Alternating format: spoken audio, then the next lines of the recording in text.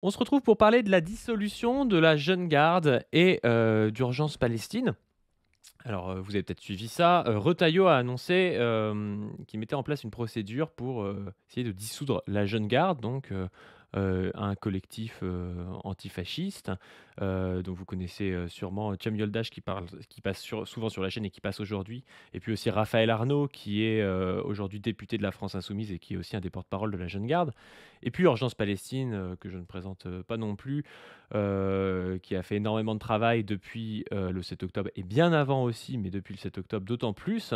Et cette dissolution, elle apparaît, quelques jours seulement après le meurtre d'Aboubacar, donc on voit bien un peu un lien, assez étonnant, pour, ce ministre d'extrême droite entre le fait qu'il y a une montée de l'islamophobie et de la violence et le fait de dissoudre, des gens qui luttent soit contre un génocide, soit contre le fascisme et puis, des gens qui peuvent aller jusqu'à tuer des musulmans en France. On va parler de tout ça, savoir où ça en est, qu'est-ce qu'on peut faire pour aider, la Jeune Garde, et Urgence Palestine, mais d'autant plus, la Jeune Garde parce que Thiam Yeldash est représentant de la Jeune Garde, et puis, analyser un peu, les enjeux politiques de tout ça. Comment ça va, Thiam? Ça va bien, merci. Encore merci pour l'invitation. Comme tu l'as vu, il y a la semaine dernière, mardi dernier, on a Bruno Retailleau, le ministre de l'Intérieur, qui a voulu, qui a annoncé la procédure contradictoire pour la dissolution de la Jeune Garde. C'est pas quelque chose qui va nous abattre parce que ça fait quand même plusieurs années que l'extrême droite revendique, enfin essaye, mène campagne pour la dissolution de la Jeune Garde. Nous, ça fait un moment qu'on est préparé à ça et aujourd'hui, on est dans un état d'esprit où on souhaite se battre. On va pas se laisser faire, on va faire en sorte que cette dissolution n'ait pas lieu parce on est quand même face à un gouvernement euh, qui s'attaque de plus en plus à des mouvements, à des organisations de notre camp social et politique. Et je pense qu'à un moment donné, comme l'ont fait les soulèvements mandataires, faut réussir à leur dire stop. Euh, on va pas se laisser faire. On est ensemble et lorsqu'on s'attaque à une partie du mouvement social, on s'attaque à l'ensemble du mouvement social. Ouais, ouais, ouais. Bah, c'est sûr, il y a quand même beaucoup de gens qui font front, j'ai l'impression, avec vous. Moi, je mets ça aussi en lien avec, les procédures, qu'il y a actuellement, par exemple, contre Anas Kazib, tu vois? Il y a vraiment, un climat d'harcèlement, judiciaire et de coup de force, on va dire, politique, qui ressemble un petit peu à des dynamiques de fascisation. Moi, j'aime pas dire qu'on est dans le fascisme, on n'est pas dans le fascisme, tu vois? Mais il y a quand même des choses qui commence à poser question entre ce qui est de l'état de droit et ce qui est de l'attaque des libertés publiques et politiques, parce que moi j'ai du mal à comprendre par exemple pourquoi est-ce qu'on viendrait dissoudre Urgence Palestine ou la Jeune Garde, tu vois. Alors qu'est-ce qu'ils utilisent eux comme argumentaire pour dire qu'ils vont vous dissoudre? C'est quoi ce qu'ils vous reprochent en particulier à part être antifasciste? Ouais, tu as tout à fait raison qu'on est en fait dans une période particulière où tout est fait pour que l'extrême droite arrive au pouvoir. C'est ça. Si on arrive à prendre la distance avec la séquence historique dans laquelle on est en train de vivre, faut bien revenir un an avant, c'est-à-dire que on a eu, euh, on a eu le RN qui euh, arrivé en tête des élections européennes, et on a Macron dans la foulée qui se dit, je vais dissoudre l'Assemblée nationale. Je vais faire en sorte que soit les gens font barrage et se mettent derrière moi, soit je gouverne avec Jordan Bardella. C'est le pari qu'il faisait et il était prêt à donner les mains de l'État, les mains du gouvernement au Rassemblement national. Et ce qu'on constate, c'est que aujourd'hui, l'extrême droite, elle se développe. Il y a de plus en plus de milices d'extrême droite en France qui commettent des violences. On a le terrorisme d'extrême droite qui est aussi l'une des principales menaces terroristes aujourd'hui en France. Et face à ça, en fait, avec la Jeune Garde, nous, on a refusé cet état de fait. On s'est dit, on va lutter, on va faire en sorte on va barrer la route à l'extrême droite. Et en je dirais, ça fait combien de temps? En 7 ans d'existence maintenant, on a réussi à obtenir des victoires. Et si aujourd'hui Bruno Retailleau souhaite dissoudre la Jeune Garde, que quelque part on leur fait mal, on est efficace dans notre travail. La Jeune Garde, c'est la fermeture de beaucoup de, de locales d'extrême droite, du bastion social, de génération identitaire, que ce soit à Lyon, à Strasbourg, à Lille, à Aix-en-Provence. On a Ouais. réussi à avoir des victoires sur le terrain par rapport à l'extrême droite. Et aujourd'hui, si cette campagne elle est menée par l'extrême droite violente, c'est que on leur a fait mal. Le problème Mais aujourd'hui, c'est qu'on a... Ouais, dis-moi. ouais, juste, non, mais je voulais juste rebondir là-dessus parce que moi j'avais participé, tu sais, à j'avais été invité par la JC du Nord à parler et justement il y avait Raphaël Arnaud du coup de la Jeune Garde qui nous avait dit, qu'à Lyon, à l'arrivée de la Jeune Garde, avant l'arrivée de la Jeune Garde, je sais plus, il y avait genre 7 ou 8 bars associatifs d'extrême droite et que 7 ans après, il n'y en C'est avait plus ça. un, quoi. Donc il y avait quand Ouais. même, même dans une période de fascisation, quand même par l'organisation par le bas, vous avez réussi à avoir des victoires qui sont, importantes dans des villes historiques de l'extrême droite, quoi. Ouais, c'est ça. On est présent, la Jeune Garde, elle est présente à Lyon, à Marseille, Aix-en-Provence, Montpellier, Strasbourg, Paris, Lille. Et dans toutes les villes où on est présent, l'extrême droite de rue, violente, elle a reculé. Ça, c'est un fait. Mmh. Et par contre, là où on n'est pas présent, c'est-à-dire dans l'ouest de la France, on a, euh, on a des locaux d'extrême droite qui résistent. On a l'Avarium à Angers, on a, l'extrême droite violente qui se développe en Bretagne, terre historique de la gauche. Pareil, dans le sud-ouest français, vers Albi, on a l'extrême droite qui se développe également. Et avec la Jeune Garde, ce qu'on a réussi à faire, c'est vraiment obtenir des victoires. Et aujourd'hui, en fait, l'extrême droite, comme je l'ai dit avant, elle nous est imposée par le haut et non par le bas. On a des élites politiques, médiatiques et économiques qui font tout pour que l'extrême droite arrive au pouvoir demain, notamment avec Vincent Bolloré. Et là, on le voit. On voit aussi un aperçu de ce que peut être l'extrême droite au pouvoir. Parce qu'avec Bruno Retailleau, on a vraiment, je dirais, un fasciste au gouvernement. Souvent, on dit que l'extrême droite et Macron, c'est exactement la même chose. Moi, je dis que là, on voit déjà une différence avec Retailleau au gouvernement, que ce soit sur l'attaque des organisations de gauche, que ce soit le traitement des personnes sans papier ou des personnes qui sont en attente de régularisation. Il y a de plus en plus d'OQTF qui sont donnés. Les préfectures, elles se livrent vraiment à un jeu interne, à un concours interne pour savoir laquelle va distribuer le plus d'OQTF. Et après, ça sert le narratif de l'extrême droite il y a tant d'OQTF dans ce pays, il faut vraiment les exécuter. Alors que parfois, on a des personnes qui sont en France depuis plus de 10 ans, qui travaillent, et on les met sous OQTF. Non, mais Et en plus, également attends, dans les attends, les EQTF, c'est bidon, hein, genre, Oui. Les la plupart décisions des gens qui ont une préfectorales. EQTF, le seul truc qu'ils ont fait de mal, c'est d'être sur le territoire sans papier, hein. Ils ont rien fait du tout parce que souvent ils te présentent ça à la télé, t'as l'impression que OQTF ça veut dire que t'es un terroriste criminel ou je sais pas quoi, c'est pas du tout le cas. Et Et OQTF ça puis veut dire même, j'ai été pris, je n'ai pas de papier et du coup on m'a mis une OQTF. Ou voir j'ai fait une demande d'asile, on l'a refusé et on m'a mis une OQTF, c'est ça une OQTF, hein. et aujourd'hui, c'est beaucoup plus ça. On a fait une demande, elle est rejetée, et on te met une OQTF. Et aujourd'hui, ce que fait aussi l'État à ce niveau-là, c'est qu'elle donne des rendez-vous à la préfecture, elle délivre l'OQTF à la préfecture, la personne ne sait pas qu'elle est sous OQTF avant, et elle l'embarque direct dans un CRA.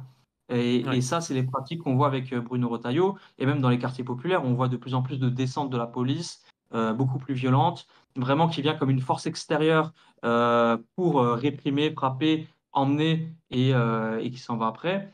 Et en fait, avec Bruno Retailleau, on a vraiment un aperçu de ce que pourrait être on voit une petite partie de ce que pourrait être le RN au pouvoir. Mm. Et sauf que ce sera généralisé. Et le truc aussi avec Bruno Retailleau, c'est qu'il est aussi proche de l'extrême violente. C'est-à-dire que Némésis, qui est un groupe identitaire violent qui a attaqué des manifestations du 8 mars et du 22 novembre à Paris et à Lyon, Alice Cordier, qui est la porte-parole de Némésis, a ses entrées au ministère de l'Intérieur. Mm. C'est elle qui a porté notamment au début la question de la dissolution de la Jeune Garde auprès du ministre de l'Intérieur. Et ensuite, ça a été repris par le RN. Mais Après, moi je voulais juste parler d'une chose par rapport à la dissolution de la Jeune Garde et d'Urgence Palestine. Moi, je trouve que ça montre quelque chose, c'est qu'on fait peur quand on est organisé. Parce que des groupes antifascistes, bon, il y en a toujours eu dans ce pays depuis qu'il y a le fascisme, hein, mais il y a plein de petits groupes pas très organisés, il y a plein de gens qui soutiennent la Palestine de manière pas très organisée. Mais bizarrement, ce qui fait peur et ce qu'on tente de dissoudre, c'est dès que ça commence à devenir un petit peu gros, dès que ça commence à devenir une force sociale et que ça commence à gagner à gagner des victoires réellement, tu vois? Et, on voit bien ce rôle-là. Et je pense qu'aujourd'hui, il faut vraiment qu'on fasse attention à tout ça parce que aujourd'hui, c'est la Jeune Garde qui peut être dissoute, mais Après, ça peut être des partis, ça peut être des associations et puis ça peut même être des syndicats, tu vois? Et là, on est vraiment sur une pente glissante, où on part de l'état de droit, on arrive dans quelque chose de néofasciste, tu vois? Enfin, c'est vraiment quelque chose d'extrêmement grave et je trouve qu'on n'en parle pas assez. Alors je m'en étonne pas parce qu'à la télé, ils vont pas commencer à faire l'apologie de la jeune garde, tu vois? Mais c'est quand même extrêmement grave. Même dans d'autres pays, qui sont pourtant assez droitiers, on n'en est pas arrivé là, tu vois? Oui, et je pense vraiment que la France est à l'avant-garde en Europe sur la montée de l'extrême droite.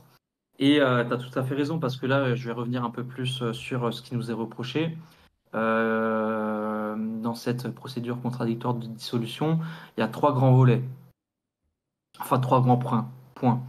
Le premier, c'est que le gouvernement euh, nous accuse en premier lieu d'être antifasciste, c'est-à-dire c'est écrit noir sur blanc, la jeune garde prône un discours antifasciste qui conduirait à la violence. Du coup, par conséquent, l'antifascisme conduit à la violence. Le truc de ouf. Euh, à ce moment-là, je veux C'est dire, c'est quoi ce que tu as ça? dit, plus personne est à l'abri. Si, je veux dire, ce qui était la norme, c'est-à-dire être antifasciste en 1945 jusqu'à, je dirais, 2010, ce qui est même 2015, ce qui était la norme. Je rappelle que lorsque Clément Méric est mort en 2012, je crois, ou 2013, eh ben, on a eu une minute de silence à l'Assemblée nationale en disant en disant que Clément Méric, parce que antifasciste, était un martyr de la République. Et aujourd'hui, on en vient à criminaliser l'antifascisme. Et si on criminalise l'antifascisme, eh ben, après la jeune garde, comme tu l'as dit, ça va être des partis politiques, des syndicats, ça va être la CGT, ça va être la France Insoumise, ça va être le planning familial. Et je tiens à préciser tout de même que la CGT et la France Insoumise, parce que c'est des acteurs qui, comme tu l'as dit, pèsent dans le débat public, qui permettent aussi de mobiliser et d'imposer des choses au gouvernement, eh ben ces organisations-là, des parlementaires d'extrême droite, ont déjà demandé leur dissolution par le passé. Depuis la loi travail, la CGT, chaque fois qu'il y a un mouvement social, tu as le RN et des LR qui demandent la dissolution. Euh, la France Insoumise récemment, tu as des sénateurs RN et LR qui demandent sa dissolution. Aujourd'hui, c'est la Jeune Garde, mais demain, c'est la CGT, la France Insoumise, le planning familial. Mmh. Bah, clairement, ouais, clairement. Mais, en plus, moi, je lis vraiment ça, tu vois, dans l'histoire du mouvement fasciste, c'est souvent aussi des réactions à la crise et à la montée des forces de gauche. Et je pense que parce qu'en France, on a quand même des forces de gauche importantes, je veux dire, on a Jean-Luc Mélenchon qui a fait 22, on n'a pas gagné pendant la réforme des retraites, mais il y avait des millions de personnes dans la rue et tout. Ils sont obligés, la bourgeoisie est obligée de taper d'autant plus sur nos organisations d'avant-garde, nos organisations de défense antifasciste, antiraciste, de défense des salariés et tout ça. Et je pense que c'est pour ça, comme tu disais, qu'on est à l'avant-garde européenne sur ces questions-là. T'as pas besoin de taper sur les groupuscules antifascistes quand t'as pas d'antifascistes, tu vois, dans le pays. C'est quand t'as pas Ouais. des structures un peu organisées, quoi. Et on sent vraiment qu'en fait, il y a une évolution, dans le sens où la bourgeoisie, elle était moins menacée avant. Si on prend la période 2010-2015, la période euh, fin Sarkozy, début Hollande, on a tout de même un moment où le mouvement social est extrêmement faible en France, où il y a extrêmement peu de mobilisation sociale. Et c'est aussi pour ça que Macron, en 2017, il fait une campagne un peu de centre, de centriste. On prend un peu à gauche, on prend un peu à droite. On va dans les quartiers pop, on dit qu'on est pour le récépissé d'identité, que le racisme dans la police, c'est inadmissible, qu'il est maoïste, mais qu'en même temps, il est royaliste. Ça, c'est, on va dire, Macron 2017, où on sent vraiment qu'il essaye d'être, dans tout le sens, dans tous les sens du terme, que ce soit économiquement, de manière philosophique et aussi un libéral. Ensuite, il y a l'exercice du pouvoir où on va dire que notre classe revient en force, où il y a des mobilisations sociales tous les ans depuis 2017. C'est-à-dire que tout de même, il y a eu le mouvement pour la loi OR, enfin contre la loi OR. Il y a eu un début de bataille aussi sur la réforme des retraites en 2019. Il y a eu les Gilets jaunes, il y a eu les mouvements antiracistes, George Floyd, BLM. Il y a eu soulèvement de la terre. des mobilisations contre les violences policières. Et vraiment, on sent que la logique libérale de Macron s'est transformée très rapidement en libéralisme autoritaire. Et là, le libéralisme autoritaire est en train de muer à une nouvelle fois vers une extrême droitisation clairement assumée. Mm. Et du coup, tu disais qu'il vous reprochait plusieurs choses. Donc, il vous reproche d'être antifasciste. Et c'est quoi les autres choses qu'il vous reproche? Alors la deuxième chose qui est aussi assez comique, c'est qu'on nous reproche de faire des stages d'autodéfense. Moi, je dis que c'est assez comique parce que pendant très longtemps, l'État demandait au mouvement de gauche d'avoir des services d'ordre et Mm. il nous le reprochait lorsqu'il n'y avait pas de services d'ordre, notamment pendant la loi travail et dans différentes manifestations. L'État se sert aussi aujourd'hui pour interdire des manifestations qu'il n'y ait pas de service d'ordre. Et nous, euh, justement, à la Jeune Garde, on prône aussi l'autodéfense de notre classe. Du coup, ça passe par la défense de nos manifestations, la formation de services d'ordre, la défense de nos quartiers face aux violences de l'extrême droite et l'auto-organisation de notre classe. Et comme avant, si aujourd'hui on dissout la Jeune Garde sur cette base-là, la CGT est menacée, les jeunes écologistes sont menacés parce on leur a aussi fait des formations d'autodéfense, je me rappelle, il y a 2 ans. Les insoumis de manière générale sont menacés. Euh, et puis même, j'ai envie de dire, on a l'extrême droite de rue la plus violente en Europe qui brûle des maisons à Saint-Brévin parce qu'il y a un maire qui veut Accueillir accueillir les un migrants? centre pour Mm. réfugiés. On a des descentes de l'extrême droite à Romans-sur-Isère. On a des violences d'extrême droite qui sont commises assez régulièrement partout en France. Et on veut interdire à notre classe sociale de se défendre. Aujourd'hui, on peut dissoudre la Jeune Garde sur cette base-là, mais on ne va pas dissoudre la pratique de l'autodéfense, parce que c'est une question de vie ou de mort pour nous. Et même si on nous dissout, cette question-là, cette pratique de l'autodéfense, on l'a infusée dans notre camp social et politique. Ils peuvent dissoudre la Jeune Garde, mais la question de l'autodéfense, la question de la pratique de l'autodéfense, aujourd'hui, elle est présente dans l'ensemble de notre camp social et politique. Ouais, ouais, mais non, cette question-là, en plus, elle est assez dingue parce que, en fait, c'est vraiment l'instrumentalisation de la lutte antiterroriste qu'on voit et qu'on doit aussi au gouvernement Hollande. Tu vois, tout ça permet de mettre sur le même pied les militants politiques et les terroristes, tu vois.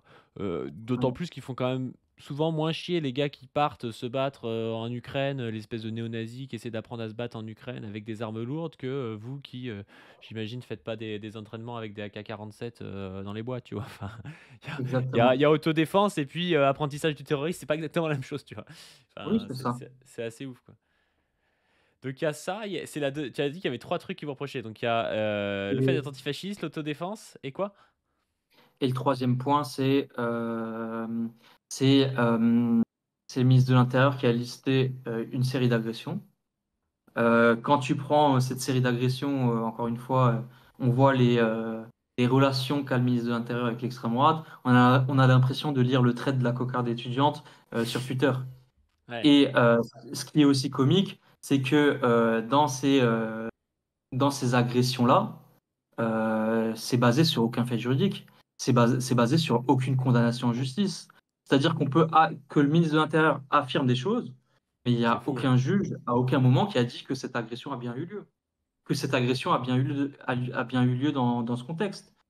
Et puis même, c'est pas des choses que nous, à la Jeune Garde, euh, enfin, que nous, on impute à la Jeune Garde. Mm. Euh, C'est-à-dire que ça prend différents canaux Telegram Antifa et ça dit que c'est un jeune garde antifasciste.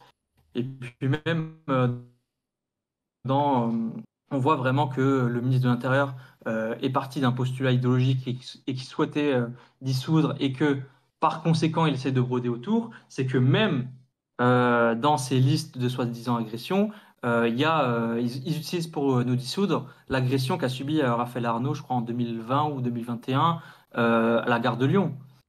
C'est-à-dire que parce que Raphaël s'est filmé l'arcade en sang en disant qu'il s'était fait agresser par les OAV Paris et que c'est pas ça qui nous intimidait, le ministre de l'Intérieur interprète ça comme un appel à la vengeance. Le truc de C'est-à-dire que ouf. tout, absolument tout est interprétation et ça interprète ils partent d'un postulat et ils essayent de tout modeler pour que ça colle à leur narratif. Ouais, bien sûr et puis en plus de ça, déjà, comme tu dis, il y a pas de condamnation. En plus de ça, tu as, des fois dans des activités antifascistes, voilà, moi je ne vous mets pas en cause, je dis: «Moi je pourrais faire de l'antifascisme mais qu'il y ait quelqu'un qui essaie de me qui essaie de me frapper, que je sois filmé en répliquant, je ne l'ai pas fait». Mais c'est possible, tu vois? Donc en fait, c'est toujours compliqué de savoir, l'œuf ou la poule des trucs. Donc c'est vrai que si tu te bases sur rien de juridique, c'est complexe et en plus de ça, tu as aussi des faits individuels, j'imagine, je sais pas que dans des gros syndicats, il y a forcément des mecs qui sont, condamnés pour des violences. Ça veut pas dire que le syndicat, faut le dissoudre, tu vois? Enfin, si tu as 1 million de personnes dans un syndicat, il y a bien un type, qui a fait un truc, tu vois, dedans, Et puis, est-ce que le ce qu'il faut la question qu'il faut poser, c'est est-ce que c'est structurel? Est-ce que c'est fait exprès, ou est-ce que c'est un épiphénomène, voilà, c'est qu'est-ce parce que que la même si aussi on qu'est-ce que part du l'association même. a fait? J'imagine, je veux dire, si vous avez un type, dans votre asso qui va aller enfin, c'est pas une asso, mais dans votre, collectif qui va aller, fracasser un petit vieux qui a rien fait, vous allez peut-être le virer, tu vois? Et donc du coup, en quoi c'est votre faute si un mec a fait ça alors qu'il était dans votre asso, tu vois? Ça a aucun sens. Oui, et puis même, je veux dire, on fait pas ça, quoi. Bah, bien sûr que vous Et faites pas c'est ça, mais jamais tu vois ce que je arrivé, veux dire? heureusement. C'est jamais arrivé, heureusement. Mais et puis même si on part du même postulat que le ministre de l'Intérieur et qu'on veut dissoudre, des, structures parce qu'il y aurait des individus qui ont commis des violences, mais, aujourd'hui, le seul parti qui est lié à 3 affaires de terrorisme, c'est le Rassemblement national. Bien sûr. C'est, le responsable du service d'ordre du FN, qui a fourni les armes aux terroristes de l'Hypercacher, Mehdi Koulibaly. C'est C'est une dinguerie quand même, c'est hein. Claude Sinquet, c'est Claude Sinquet, un ancien candidat du FN qui est entré dans une mosquée à Bayonne et qui a tiré sur deux fidèles. C'est-à-dire qu'aujourd'hui, on parle d'Aboubacar qui a été tué parce qu'il y a des gens qui développent l'idéologie mortifère de l'islamophobie en France, qui a été tué parce que musulman. Et ben, c'est pas la première fois qu'une mosquée se fait attaquer dans notre pays. C'est-à-dire que on a déjà un militant du FN qui est rentré dans une mosquée tiré sur deux musulmans. Et, et, euh, et c'est un membre du FN également qui a négocié pour la Farge en Syrie avec Daesh. Ouais, non, mais c'est fou, hein. Si on prend ce cas-là, l'organisation, le parti politique qu'il faut dissoudre, surtout que même le parti est condamné et Marine Le Pen est condamnée aussi pour des détournements de fonds publics, c'est le Front National Mmh. dans ce cas-là. Oui, mais de toute façon, c'est toujours pareil, l'attaque, sur les violences, l'attaque c'est toujours des attaques politiques qui se cachent, tu sais? Parce que tu peux, Ouais. enfin, tu on voit toujours qu'ils attaquent les violences dans un cas, où c'est pareil avec, les comment ça s'appelle? Même les tournures, tu sais, quand ils disent: «Oui, Mélenchon, il est ordurier» ou je sais pas quoi, mais si tu quand tu as Dupond-Moretti qui fait des fuck à l'Assemblée nationale, il le passe pas en boucle à la télé en disant qu'il est très méchant et très vulgaire, tu vois? Donc c'est vraiment des trucs qui essaient de cacher sous, un prétexte qui peut paraître au grand public, pas forcément politisé, tu vois? En mode: «Oui, c'est juste qu'ils sont violents et tout», pour pouvoir attaquer des opposants politiques, quoi. Il y a vraiment une chasse aux opposants politiques qui est faite comme ça, quoi. Exactement. Du coup, qu'est-ce qui se passe maintenant que tu nous as dit pourquoi, enfin, ce qu'on vous reprochait? Comment est-ce que, vous allez vous défendre? Quand ça? Est-ce qu'il va y avoir un jugement? Est-ce qu'il y a des manifestations de prévues? Qu'est-ce qu'on fait pour vous soutenir? Enfin, voilà, c'est quoi la suite, là? Alors nous, on se mobilise sur différents plans. D'abord, il y a le côté juridique où on a une avocate, il y a un recours qui est fait et on va faire en sorte de ne pas être dissous. Parce que la première bataille, elle est sur le côté juridique et nous, on a choisi de la mener. Mmh. La deuxième, c'est aussi, vu que on va se battre et qu'on va pas être dissous, c'est aussi, je pense, le temps, il est aussi au développement de notre organisation et au développement de la thématique antifasciste. Aujourd'hui, Bruno Retailleau nous attaque pour nous détruire. Eh ben, on va lui montrer qu'on va en ressortir grandi. Et par conséquent, il y a déjà eu des mobilisations. Je crois que c'était il y a 2 jours, il y a eu un grand meeting unitaire avec Urgence Palestine et la Jeune Garde à Stalingrad où Mélenchon est intervenu, où Besançon est intervenu, euh, etc. Par la suite, on va aussi lancer une pétition là prochainement et une cagnotte. Les gens ils pourront nous soutenir via ces deux outils. Et on va aussi faire en sorte d'organiser une manifestation. En tout cas, là, c'est en parler pour faire une grande manifestation.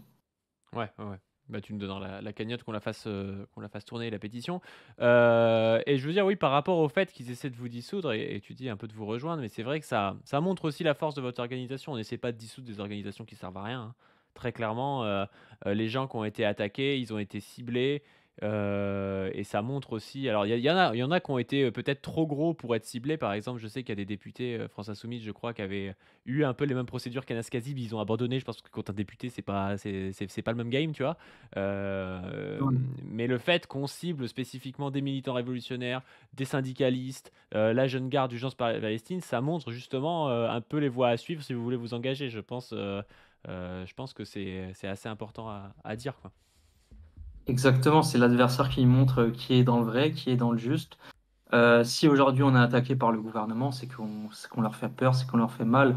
Ils perdraient pas leur temps à nous dissoudre si on représentait pas grand-chose. Et même sur la question de l'extrême droite, je l'ai dit avant, mais si l'extrême droite est obsédée par la jeune garde, parce que ça fait des années et des années qu'ils parlent que de nous et qu'ils souhaitent notre dissolution depuis 2023, que Éric Zemmour a fait un colloque pour la dissolution de la jeune garde, que les organisations fascistes mènent une campagne pour notre dissolution et que le ministre de l'Intérieur les écoute, c'est que quelque part, on leur fait mal, qu'on empêche leur développement et que aujourd'hui, si ils visent notre dissolution, c'est aussi pour pouvoir avancer sans grande difficulté. Mais nous, ce qu'on dit aussi à ça, c'est qu'aujourd'hui, ils peuvent dissoudre la jeune garde, mais ils vont pas dissoudre l'antifascisme. L'antifascisme, il va vivre au-delà de la jeune garde, que les militants de la jeune garde vont continuer à exister, que nos idées vont continuer à exister, que nos pratiques, on va continuer à les infuser au sein du mouvement social et que on va pas se laisser faire face à l'extrême droite. Ouais, c'est sûr, c'est sûr. Et mais justement, tu vois, je pense en fait, c'est vous représentez quelque chose de très important dans le sens où il y a, alors vous êtes présent dans quelques villes, pas encore toutes les grandes villes, mais vous faites un maillage de terrain et ça c'est assez important dans l'antifascisme, c'est-à-dire que c'est un antifascisme de terrain. On peut pas aujourd'hui faire d'antifascisme à la télé parce qu'on n'a pas les moyens de production audiovisuelle, on est un peu baisé, on peut aller sur des plateaux et tout, mais c'est pas ça qui va suffire. Par contre, ils peuvent dissoudre tant qu'ils veulent, la jeune garde de manière officielle, tant qu'il restera 60 ou 100 ou 200 personnes dans telle ville qui sont antifascistes, qui ont des pratiques antifascistes, qui connaissent les réseaux des fascistes et qui luttent, et ben, en réalité, ça aura une force concrète, tu vois. Et ça, c'est quelque chose qui est vraiment extrêmement important dans la période et quelque chose qu'on doit reconstruire, hein. Moi, j'avais ce débat-là l'autre jour. Justement, il y avait quelqu'un à la conférence dont je te parlais avant, je sais pas si j'en ai parlé là, bah, la conférence où je vous faisais la pub sur cette chaîne, donc sur les médias, il y a quelqu'un qui m'a posé la question, qui m'a dit: «Ouais, mais comment on fait en période fascisme et tout, si on a des médias internet?» Bah justement, si on a que des médias internet, c'est de la merde, on fera jamais rien en fait. Les médias internet, c'est bien, ça permet de donner la parole à des acteurs de la vie sociale, ça nous permet de faire de l'éducation populaire aussi un petit peu, de donner des lignes. Mais réellement, ce qu'il faut construire si on veut pouvoir résister, c'est du maillage concret dans des localités, ancré dans les localités où on connaît les gens, où tu connais aussi des fois, tu sais, il y a pas besoin que quelqu'un il soit bac+12 en marxisme pour agir. Si tu connais, telle personne qui bosse à tel endroit, telle famille et tout, tu sais qu'ils sont un peu progressistes, mais pas forcément très engagés, mais au moment venu, tu sais que tu pourras compter sur eux, tu vois? Et c'est pareil avec les clubs de sport, c'est pareil avec certains commerçants qui sont plus progressistes que d'autres et tout ça. Et ça peut pas s'inventer dans l'abstrait sur internet et tout ça. Et c'est pour ça que les organisations sont extrêmement importantes et que moi je vous invite à les rejoindre, que ce soit des syndicats, des partis ou des collectifs antifascistes. Mais c'est vraiment quelque chose qui fait peur au gouvernement, quoi. Ça, c'est vraiment important, je pense. Ouais, je suis totalement d'accord avec toi. Et le cœur de la jeune garde, dès le départ, c'est aussi une pratique de terrain. C'est une pratique aussi d'implantation dans des quartiers. C'est aussi une méthode, on va dire, de construire des bases arrières. C'est-à-dire que, effectivement, comme tu l'as dit, les médias Internet, etc., c'est bien. Mais sous un gouvernement du RN, un gouvernement qui va encore plus vers l'extrême droite, eh ben, on aura encore moins d'espace pour s'exprimer. Ils vont réprimer tout ce qui est possible de réprimer, que ce soit par exemple, aujourd'hui, attaquer pas du team pour un gouvernement, ce serait facile. C'est trois convocations en justice pour vous trois. C'est on vous interdit l'usage de vos réseaux sociaux. Mais par contre, si on construit de la solidarité concrète sur le terrain, qu'on arrive à se coordonner au niveau national, qu'on arrive à avoir du soutien même des des gens qui ne sont pas dans notre organisation, mais comme tu l'as dit, qu'on arrive à avoir un lien profond avec les habitants, organiser la résistance à l'extrême droite. Et demain, si le RN arrive au pouvoir, les méthodes d'action, les méthodes aussi de militantisme, elles vont radicalement changer. Et je pense que le terrain, ce sera la meilleure des options. Mais je pense qu'on même on l'a un petit peu vu, je trouve, pendant le second tour de l'élection législative de 2024. Tu vois, tout le monde nous donnait perdant, et quand même les militants ont retourné ciel et terre, tu vois. Enfin, Ouais, on vraiment, est il y tous a partis eu, dans un monde. et il y a eu un maillage, je pense, qui s'est créé aussi au sein des luttes sociales depuis des années, depuis les gilets jaunes, de tout ça et tout, qui est en train de se refaire, et qui montre aujourd'hui quand même sa puissance, et c'est ça qui peut, qui peut et qui doit changer les choses, quoi. Alors ça peut être, des fois c'est un peu bâtard parce que les trucs comme les législatives, on a à la fois gagné, à la fois on s'est un peu fait subtiliser le pouvoir quand même et tout, mais on doit continuer à faire ça, et pas perdre pied, parce que justement si on commence à faire peur, c'est aussi qu'on représente quelque chose. Tu vois? Moi, enfin, bon, même on le dit, hein, on pense que Mélenchon il gagnera que s'il assume une radicalité sur cette chaîne. Mais enfin, j'ai pas peur dans le fait que la population, quand tu as 3 connards à la télé qui gagnent 20 000 € par mois, qui disent Mélenchon que c'est pas bien, qu'aujourd'hui ils y croient pas tant que ça, tu vois? Je sais pas si c'était si vrai que ça il y a 15 ans, tu vois? Mais aujourd'hui, entendre un type avec une écharpe à 2 000 € dire à Mélenchon: «Il mange des bébés», je suis pas sûr que ça convainque la population et les travailleurs de ce pays, tu vois? Et c'est pour ça qu'il faut pas avoir peur, il faut construire là où on peut construire. On peut acheter les grands médias, on peut censurer YouTube, on peut reprendre Google, tout ce qu'on veut. Ça, nous, on pourra pas le faire. Par contre, des réseaux concrets, ça, ils pourront pas nous empêcher de le faire. Et notre force, elle doit être avant tout ici, quoi. Exactement. Pour ça d'ailleurs que nous, je sais pas si tu as suivi, on a un projet de fédération, un grand, grand, grand, grand, grand travail à faire, c'est de recréer un maillage de médias locaux.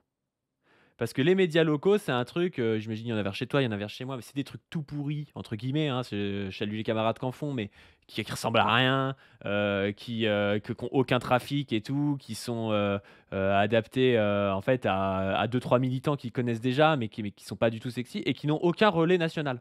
Et donc les seuls médias locaux qui ont des relais nationaux, je sais pas, je pense à tous les journaux, comme ça qui appartiennent souvent à des milliardaires ou à des grandes familles, bah, eux, ils sont plutôt de centre droit, et quand il y a une grève à l'usine je sais pas quoi, ils y vont, ils font un peu de la merde, et puis ils ridiculisent la grève, et puis voilà, c'est tout ce qui se passe, tu vois? Demain, si on avait un maillage de terrain, médiatique pour le coup, et qu'on avait justement des gens qui, dans des médias locaux, connaissent la bonne personne à aller interviewer, connaissent directement le maillage aussi, qui sont différents, industriels du pays, où travaillent et tout. Ça aurait une assez grande force, et je pense que c'est quelque chose qu'on doit arriver à recréer, plutôt que de viser de concurrencer des grandes chaînes qu'on concurrencera de toute façon jamais, tu vois? Parce qu'on n'aura pas les moyens de les concurrencer, quoi. Ben, au-delà de ça, la question, c'est aussi quel avenir pour notre classe où il y a, là, je parle plus de notre camp social et politique, mais aussi, en fait, quelle structure pour notre classe politique? C'est-à-dire que là, on est vraiment dans l'urgence.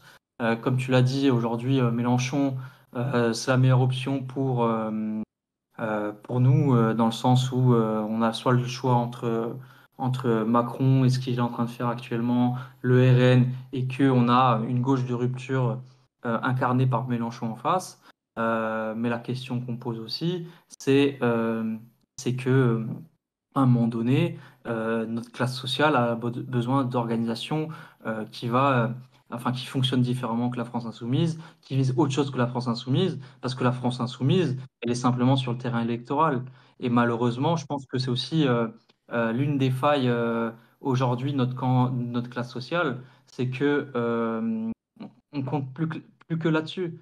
Et là, c'est un danger aussi que, je, que moi je vois au quotidien. C'est que on est passé quand même de 2016 où tout le monde détestait les élections, tout le monde était contre les élections, tout le monde détestait les personnes qui se présentaient à des élections. Et aujourd'hui, on a l'ensemble de notre camp social et politique qui ne jure que par les élections.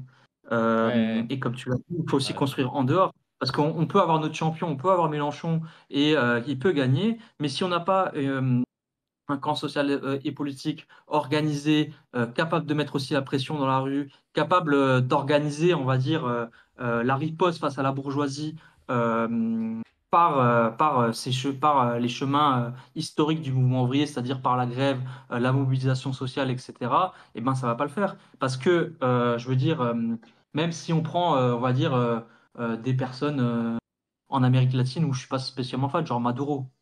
Mm. Maduro aussi le fait, enfin comment il a perdu entre guillemets, c'est aussi que il y a eu une démobilisation des classes populaires, du camp social et politique euh, populaire au Venezuela, et que on a la bourgeoisie qui s'est organisée.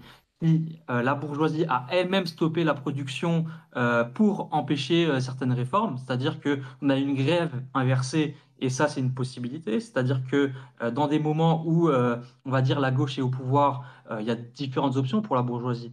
Il y a le coup d'État fasciste comme au Chili avec Allende et Pinochet. Il y a la grève inversée où la bourgeoisie, on va dire, sabote l'économie du pays pour, Comme les koulaks, hein.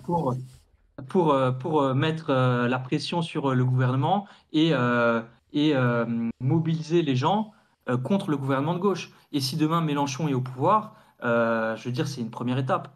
Ça suffit pas simplement de mettre Mélenchon au pouvoir. C'est-à-dire qu'il faut des organisations politiques, syndicales, capables aussi d'empêcher la bourgeoisie de nuire. Et, euh, et ça, malheureusement, on n'est pas préparé à ça. Pour l'instant, on n'est pas préparé. Ouais, oui, oui. Et puis il y a un truc aussi que sous-estiment les gens qui sont purement électoralistes, c'est que la conscience de classe, elle naît dans la lutte et dans l'organisation. Mais même des petits trucs, tu vois, genre être dans un syndicat, tu vas prendre la parole avec d'autres collègues qui sont pas syndicalistes, commencer à s'opposer à une direction, des choses comme ça. Ça paraît être presque pas grand-chose, tu vois, à l'échelle historique de l'histoire de la lutte de classe. Mais c'est ça qui crée en fait le fait que bah, les autres qui sont pas encore politisés se disent bah il a peut-être raison. Et puis en fait, je suis peut-être pas tout seul à penser ça parce qu'en fait tous les autres ils pensent pareil mais ils osaient pas le dire. Et puis du coup, ça crée un groupe, ça crée des pratiques et les gens ils commencent après peut-être à aller s'intéresser à d'autres mouvements. De base, ils n'étaient pas forcément antifascistes, par exemple, mais par contre, ils veulent bien une augmentation de salaire, et puis ils se rendent compte qu'en fait, tout ça, c'est lié, tu vois. Et ça, c'est important, et ça se passe sur du terrain concret. Je dis pas qu'Internet c'est pas concret, hein, c'est pas le souci, mais ça se passe sur du local, sur du pratique, sur les gens qui sont avec vous, qui travaillent avec vous, qui vivent avec vous, et ça c'est irremplaçable un petit peu, et c'est même le plus important. Après, il faut pas non plus penser que il n'y a pas besoin de maillage national, il y a besoin d'avoir aussi une action nationale à partir de là. Mais je pense qu'aujourd'hui, on a trop mis en avant une possibilité uniquement, ouais, uniquement électorale, uniquement nationale, comme s'il suffisait que il y a un conducteur et qu'il donne un coup de volant. Mais en fait, il suffit pas qu'il donne un coup de volant, il suffit qu'il y ait des gens, enfin, il faut qu'il y ait des gens qui aient fait la voiture, qui fassent tourner la voiture, qui fassent tout et tout. Tu peux avoir un mec au pouvoir qui soit plus progressiste. Moi, je suis toujours pour Mélenchon, il y a aucun souci, tu vois. Mais par contre, s'il y a rien qui suit derrière, il va rien se passer, quoi. Et c'est même dangereux. Et moi, je pense, par exemple, là, on parle d'antifascisme, à la résistance. Si le Parti communiste notamment a pu autant résister, et même résister avant, hein, contrairement à ce que disent certains, résister aussi avant la fin du parc germano-soviétique et l'attaque et l'opération Barbarossa par les nazis, c'est parce que même s'il y avait certaines consignes du national de faire je ne sais quoi, bah, il y avait des mecs dans la localité, ils n'étaient pas d'accord, ils étaient organisés, ils commençaient à résister, tu vois. Et ça, c'est important d'avoir des orgas qui. Faut pas qu'il y ait juste une organisation avec un chef et toi en tant qu'individu. Il faut que tu aies une orga autour de toi, concrète, avec laquelle tu peux aussi décider de choses. Et des fois tu as raison parce qu'en fait, les gens ils sont pas dans ta localité, ils savent pas ce qu'il faut faire. Et voilà, tu prends par exemple les grèves. Les grèves décidées par les travailleurs dans une usine, elles sont mais les revendications et la manière dont est menée la grève est souvent bien plus radicale que quand c'est même le national de la CGT qui choisit. Parce que quand c'est le national, tout est dilué par 30 000 personnes, 30 000 étages et tout. T'as des mecs un peu bureaucrates et tout. Et à la fin, on te dit, bon, faites une grève par-ci par-là, peut-être pas trop quand même et tout. Quand tu es directement face à ton patron et tout, avec tes collègues, et puis que tu vois que ça fait 10 ans que le mec te chie à la gueule, qui s'est payé une nouvelle voiture et qui fait genre qu'il n'y a pas d'argent ou je sais pas trop quoi, là, t'as une conscience qui est tout de suite beaucoup plus concrète, tu vois. Et c'est pour ça que les organisations locales, elles sont aussi importantes, quoi. D'ailleurs, je pense que toi, c'est aussi ton rôle, hein, tu vois, genre, t'es un porte-parole national, mais t'es aussi ancré dans une certaine jeune garde, dans une certaine ville, avec des actions concrètes, et c'est à deux étages, quoi. Exactement. Ça veut pas dire que c'est pas important que tu sois un porte-parole national, mais il faut pas s'en remettre juste à des hommes providentiels nationaux, quoi, c'est ce que je veux dire. Oui, c'est ça, il faut construire, sur les 2 plans. Sur le terrain national pour, on va dire, un petit peu, centraliser, unifier et aussi, faire en sorte que ce soit pas juste une localité, tu vois? Je veux dire, dans le sens où, faut pas non plus, s'enfermer dans le local et faire en sorte que, Oui, oui, ce oui. qu'on fait, n'ait d'impact que localement. Faut qu'on arrive à faire que ce qu'on fait localement ait un impact nationalement et vice versa. Je pense qu'il faut jumeler les 2 et que par le passé, par exemple, le Parti communiste français, tu en parlais, le faisait très bien, que ce soit hem, avec sa structuration interne, avec sa structuration, son implantation aussi dans la CGT et aussi dans les mairies. C'est-à-dire que le PCF arrivait à avoir une influence locale sur la politique locale, mobiliser autrement, changer la vie des gens au niveau local et que nationalement, ils arrivaient toujours à être une structure militante de combat revendicatif. Ouais, mais tu vois, moi, il y a un concept que j'adore de la charte d'Amiens, des syndicats de la CGT. C'est le concept de double besogne. Je trouve il fait vraiment sens. Le fait de, tu te bats toujours pour un truc à court terme, mais aussi pour la révolution, tu vois. Et les deux vont ensemble. Et en fait, moi, je l'élargis à plein de choses. Parce que il y a plein de fois où il faut pas non plus être, tu sais, juste dans ses idées, de se dire, bah, aujourd'hui, viser la révolution pour nous. Alors, on sait pas, ça peut arriver vite, mais j'ai pas l'impression que ça va arriver demain, tu vois. Donc on se bat pour des choses aussi de court terme, par exemple qu'on dissolve pas la jeune garde, tu vois, c'est un truc de court terme mais qui est important. Mais à la fois on fait ça aussi en visant autre chose. Si tu ne vises pas autre chose, ben, tu es juste là, presque un peu corporatiste, à te dire ouais bon je vais essayer de gagner 50 balles de plus, c'est très bien, hein, et tout le monde va être content dans ton entreprise, mais ça va pas, t'as pas une perspective de changement de la société, et comme t'as pas cette perspective de changement de la société, ton entreprise commence à être, continue à être pressurisée par la société, et donc du coup à pas pouvoir donner ces 50 balles, tu vois. Donc ça va ensemble. Et l'inverse est vrai aussi, quoi. Donc je trouve que c'est vraiment important d'avoir ça en tête, quoi. Exactement, faut préparer ses coups. C'est comme aux échecs ou aux dames ou aux jeux de go. Faut préparer sur le long terme. Faut avoir des objectifs à court terme et des objectifs à long terme. Avec la jeune garde, c'est aussi quelque chose qu'on a toujours eu. C'est-à-dire qu'on a eu des campagnes locales sur la fermeture d'un local d'extrême droite qui change concrètement la vie dans une ville. Et au long terme, notre objectif, c'est d'empêcher l'extrême droite d'arriver au pouvoir. Mm. Ouais, bah, ce qui explique pourquoi vous avez par exemple Raphaël qui est à la fois député, donc un côté peut-être un peu plus électoral, mais de lutte à l'intérieur même de l'Assemblée nationale, et puis à la fois des actions de terrain, et à la fois aussi les luttes aussi contre Daesh. Exactement. Est-ce qu'il y a d'autres choses, du coup, pour vous aider? Bon, il va y avoir une cagnotte et une pétition, il y a des manifestations. Bah, n'hésitez pas à les suivre sur donc, ces jeunes-du-bas garde sur Twitter. Il y a aussi un Insta, il y a aussi bon, toi, tes réseaux, Cham Yoldas, donc CEM, plus loin, YOLDAS. Il y a un seul S ou deux? Ouais, Un seul? exactement. J'ai mis 2 S, enfin, il y a un seul S dans le nom normal, mais j'ai mis sur le arrobas de S parce que sinon, il y avait déjà quelqu'un qui s'appelait comme Ok, ça. ok, ok. Et sinon, Voilà. les gens peuvent aussi s'abonner à la page Jeune Garde Antifasciste sur Instagram. On l'a créé comme ça aussi pour centraliser un peu les informations dans cette période. Ok, ok, ok. Est-ce que tu as d'autres choses à nous dire, d'autres choses à discuter? Non, non, non, voilà, on va se battre. Aujourd'hui, c'est le 8 mai. Je tiens quand même à le préciser, c'est une date symbolique, c'est la victoire contre les nazis. Ouais. Récemment, le gouvernement a rendu hommage à Misak et Méline Manoukian. Aujourd'hui, ils souhaitent dissoudre une organisation antifasciste. C'est assez comique, mais il ne faut pas oublier qu'en fait, Misak Manoukian, Méline Manoukian, Georges Wadli, Rino de la Negra, etc., c'est des personnes issues de notre classe sociale. C'est des personnes qui défendent les mêmes idées que nous et que si aujourd'hui le gouvernement souhaite instrumentaliser l'histoire de l'antifascisme, faut aussi que nous on le revendique et qu'on rende hommage à cette glorieuse histoire en réalité. Et, euh, et je tiens aussi à préciser des choses, c'est que par le passé, nos camarades, que ce soit Misak Manoukian, Georges Wadli, ils ont subi des choses extrêmement dures de la part de l'État, de la part de Vichy, de la part des nazis. et ils n'ont jamais rien cédé, et que nous, aujourd'hui aussi, on a la responsabilité de se battre et de pas céder parce qu'on a un gouvernement qui est contre nous, qui nous met des convocations en justice, qui souhaite dissoudre nos organisations. Non, il y a des gens qui ont vécu des choses beaucoup plus dures que ça, et que, et que justement, c'est notre responsabilité de se mobiliser maintenant pour ne pas s'enfoncer dans la barbarie et dans la fascisation et dans une société d'extrême droite. Ouais. Nous, aujourd'hui, à Strasbourg, on a un rassemblement à 14 heures, s'il y a des Strasbourgeois qui écoutent, pour rendre hommage à la résistance et aussi pour la paix. Voilà, c'est le rendez-vous, il est à 14 heures au parc Vaudely à Bischheim. Et Georges Vaudely, c'était un résistant CGT du Parti communiste français, un militant communiste, antifasciste, qui était chef du réseau Vaudely, qui a organisé la résistance contre les nazis, qui a été du coup à un moment donné attrapé par les nazis, qui a été torturé rue Sélénique à Strasbourg et qui n'a jamais donné aucun nom euh, de ses camarades. Mm.